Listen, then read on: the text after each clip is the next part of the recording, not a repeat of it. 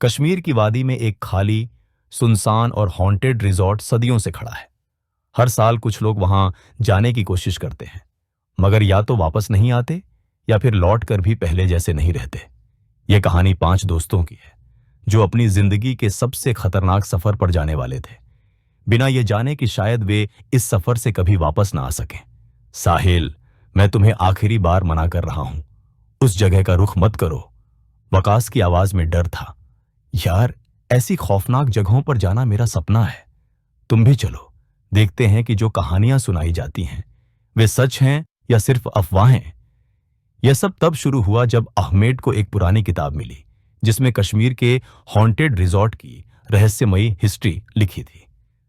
तुम लोगों ने सुना है कि जो भी वहां गया या तो वो कभी वापस नहीं आया या फिर अगर आया भी तो वो पहले जैसा नहीं रहा। अहमेद ने कहा तो सना ने कांपकर अरूज की तरफ देखा जो कुछ देर से चुप बैठी थी।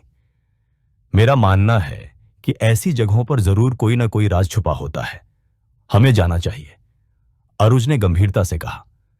यह वह वाक्य था जिसने सभी को राजी कर लिया। ये 5 दोस्त साहिल, अहमेद, वकास, सना और अरूज अपनी जिंदगी के सबसे खतरनाक एडवेंचर के लिए तैयार हो रहे थे। उन्हें नहीं पता था कि यह सफर उन्हें एक ऐसी दुनिया में ले जाने वाला था जहां बस खौफ ही खौफ था। सर्दी बहुत ज्यादा थी और चारों तरफ धुंध ने वादी को अपनी गिरफ्त में लिया हुआ था।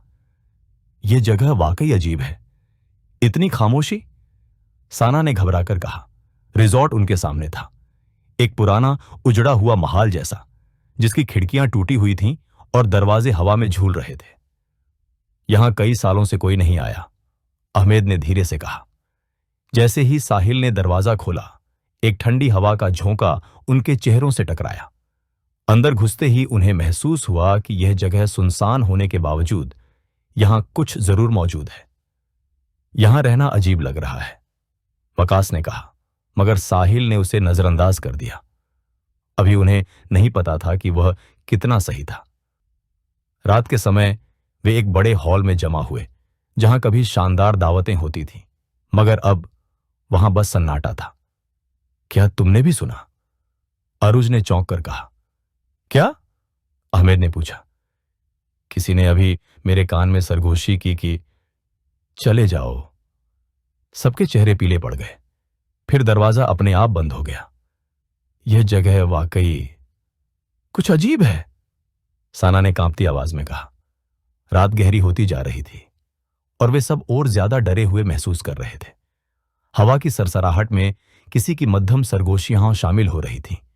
यह सरगोशियां ऐसी थीं जैसे कोई उनके कानों में कुछ कह रहा हो, मगर कोई दिखाई नहीं दे रहा था। चले जाओ, यह जगह तुम्हारे लिए नहीं है। अरूज ने जल्दी से गर्दन घुमाकर इधर उधर देखा, मगर हॉल में सिर्फ वही 5 लोग थे। यह क्या था? तुम लोगों ने भी सुना? अरूज की आवाज कांप रही थी। हां, मैंने भी सुना, वकास ने कहा। उसका चेहरा डर से सफेद हो चुका था। साहिल ने बहादुरी दिखाते हुए आगे बढ़ने का फैसला किया। देखो, हमें डरने की जरूरत नहीं। यह कोई पुराना साउंड इफेक्ट या हवा की गूंज हो सकती है, मगर वह गलत था। अचानक रिजॉर्ट की खिड़कियां जोर जोर से हिलने लगीं, जैसे कोई बाहर से उन्हें खोलने की कोशिश कर रहा हो। दरवाजे चरमराने लगे और एक ठंडी लहर कमरे में फैल गई। यह जगह सच में डरावनी है, अहमेद ने कांपती आवाज में कहा। सबके दिल जोर से धड़कने लगे। बाहर जाने की हिम्मत नहीं हो रही थी और अंदर रहना भी मुश्किल लग रहा था। हमें यहां रात बितानी है और सुबह होते ही वापस जाना है, साहिल ने फैसला किया, मगर उसकी आवाज में भी हल्की सी घबराहट थी। उन्हें नहीं पता था कि रिजॉर्ट उन्हें जिंदा बाहर जाने देगा या नहीं। रात के 2 बजे, जब सब गहरी नींद में थे, साना की आंख खुल गई। सामने हल्की रोशनी में एक लड़की खड़ी थी। उसके लंबे बाल उलझे हुए थे, कपड़े धूल से सने हुए थे और उसकी आंखों के चारों ओर गहरे काले धब्बे थे। वह जमीन पर एक बेजान मूर्ति की तरह खड़ी थी, जैसे किसी का इंतजार कर रही हो। कौन हो तुम? साना की आवाज जैसे उसके गले में अटक गई। लड़की ने धीरे से सिर उठाया और अपनी खाली गहरी आंखों से साना की तरफ देखा। फिर एक हल्की मगर डरावनी आवाज गूंजी। यहां से चले जाओ या फिर वो तुम्हें नहीं छोड़ेगा। कौन? साना ने घबराकर पूछा, मगर लड़की पल भर में हवा में घुल गई। साना के मुंह से एक दबी हुई चीख निकली, जिसने बाकी सभी को जगा दिया। क्या हुआ? अहमेद ने पूछा। साना के चेहरे का रंग उड़ा हुआ था, उसके हाथ कांप रहे थे। यहां कोई है और वो हमें यहां नहीं चाहता। सना कांप रही थी। यहां एक लड़की थी। वह कह रही थी कि हमें यहां से चले जाना चाहिए। यह सुनते ही सबके चेहरे पीले पड़ गए। यह लड़की कौन थी? क्या वह कोई भटकी हुई आत्मा थी? और वह किसके बारे में कह रही थी? वह तुम्हें नहीं छोड़ेगा। यह शब्द सबके दिमाग में गूंज रहे थे। सुबह होते ही सबने फैसला किया कि वे रिजॉर्ट की ओर जांच करेंगे। यह जगह आखिर कब से खाली पड़ी है? वकास ने पूछा। कहा जाता है कि यह एक सदी पहले बनाई गई थी, लेकिन कोई भी यहां ज्यादा समय तक नहीं ठहर सका। हर कोई डर कर भाग जाता था। अहमद ने जवाब दिया। लेकिन डर किस बात का था? यही वह सवाल था जिसका जवाब ढूंढने के लिए वे सब यहां आए थे। वे सब एक पुरानी अलमारी की तरफ बढ़े, जिसमें कई धूल भरी फाइलें और किताबें रखी थीं। अहमद ने एक पुरानी फाइल निकाली और उसे झाड़कर पढ़ना शुरू किया। यहां कुछ लिखा है। जब यह रिजॉर्ट पहली बार बना, पहली ही बारिश की रात में इसे बंद कर दिया गया। स्थानीय लोगों का कहना था कि उन्होंने यहां चीखें सुनी थीं। चीखें? सना ने चौंक कर कहा। हां, और यहां एक और बात भी लिखी है। अहमद ने पन्ना पलटा और उसकी आंखें डर से फैल गईं। यहां लिखा है कि जो भी इस जगह के रहस्य को जानने की कोशिश करता है, वह कभी वापस नहीं आता। साहिल ने फाइल को झटके से बंद किया। यह सब पुरानी कहानियां हैं। शायद हमें इन पर विश्वास नहीं करना चाहिए। लेकिन जैसे ही उसने यह कहा, दरवाजे के नीचे से एक काला साया गुजर गया। वो क्या था? वकास ने घबराकर पूछा। कोई है यहां? अरूज ने धीमी आवाज में कहा। वे सब धीरे धीरे दरवाजे की ओर बढ़े और उसे खोला। बाहर कोई नहीं था, सिर्फ एक लंबा काला गलियारा जो अंधेरे में समाया हुआ था। फिर अचानक गलियारे के अंत से किसी के कदमों की आवाज आने लगी। कोई वहां था और वह उनकी ओर बढ़ रहा था। अब यह कोई आम रोमांचक यात्रा नहीं रह गई थी। यह रिजॉर्ट सच में कुछ छुपा रहा था। हमें जल्दी से बाहर निकलना चाहिए, अहमद ने कहा। लेकिन जैसे ही वे दरवाजे की तरफ बढ़े, वह अपने आप बंद हो गया। बाहर जाने का रास्ता बंद हो चुका था।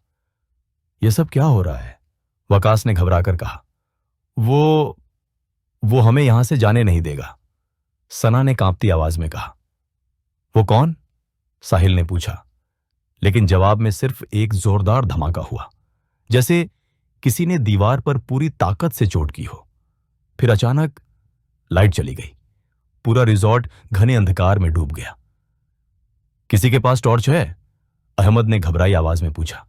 साहिल ने जल्दी से अपनी जेब से मोबाइल निकाला और फ्लैशलाइट ऑन की।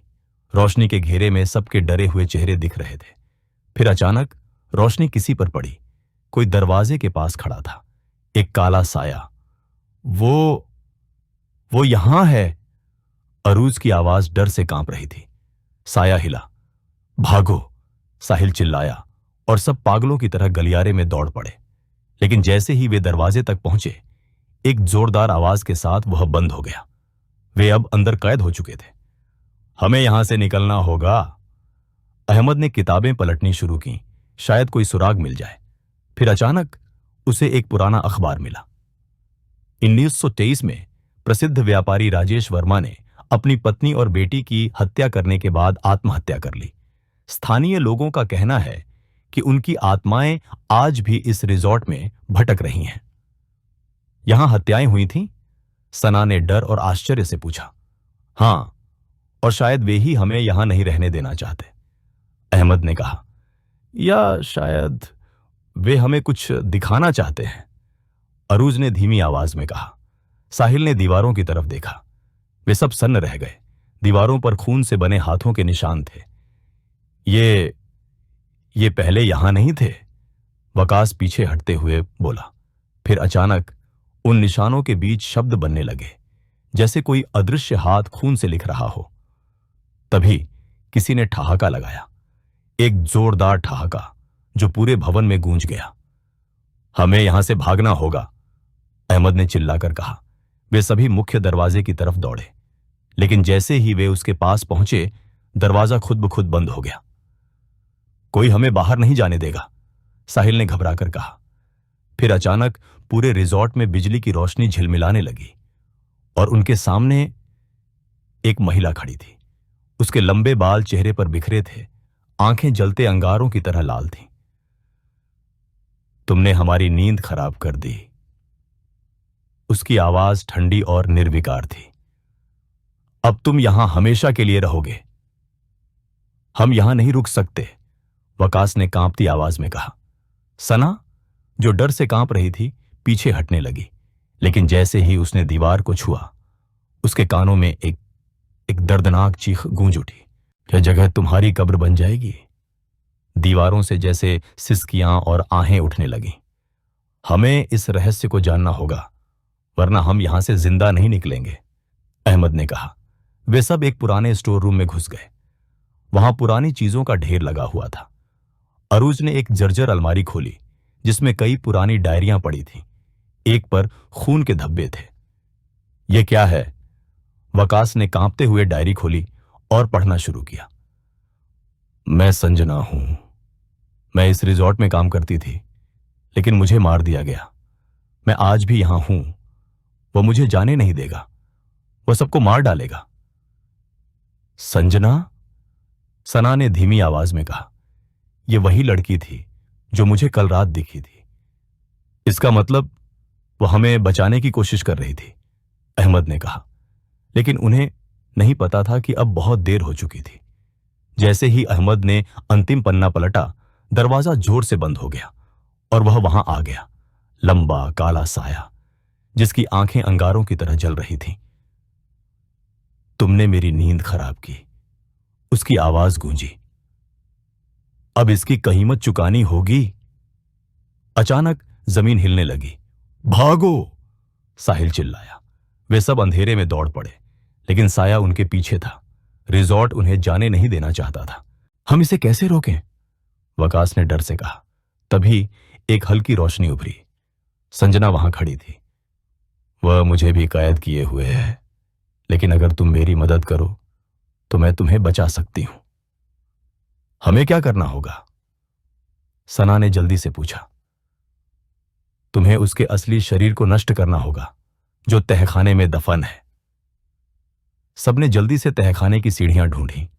अंधेरा और सन्नाटा था। हर कदम के साथ तापमान गिरता जा रहा था। फिर एक जंग लगा हुआ दरवाजा दिखा। यहां कुछ दफन है, अहमद ने कहा। साया गुस्से से चीखा। नहीं, तुम ये नहीं कर सकते। लेकिन अब बहुत देर हो चुकी थी। अहमद ने जल्दी से दरवाजा खोला। अंदर एक पुरानी कब्र थी। यह राजेश वर्मा की कब्र है, अरूज ने कहा। हमें इसे नष्ट करना होगा। वकास ने जल्दी से अपनी लाइटर निकाली और कब्र पर तेल छिड़क दिया। यह तुम्हारा अंत है, अहमद ने कहा और आग लगा दी। पूरा रिजॉर्ट चीख उठा। दीवारें कांपने लगीं। दरवाजे खुद ब खुद खुल गए। हमें यहां से निकलना होगा, साहिल ने कहा। सब रिजॉर्ट से बाहर भागे। जैसे ही वे बाहर निकले, रिजॉर्ट जमीन में धंसने लगा। अंदर राजेश वर्मा की चीखें गूंज रही थीं, लेकिन अब सब खत्म हो चुका था। सुबह की रोशनी में वे सब जिंदा थे, लेकिन एक सवाल बाकी था। क्या संजना की आत्मा भी मुक्त हो गई? दोस्तों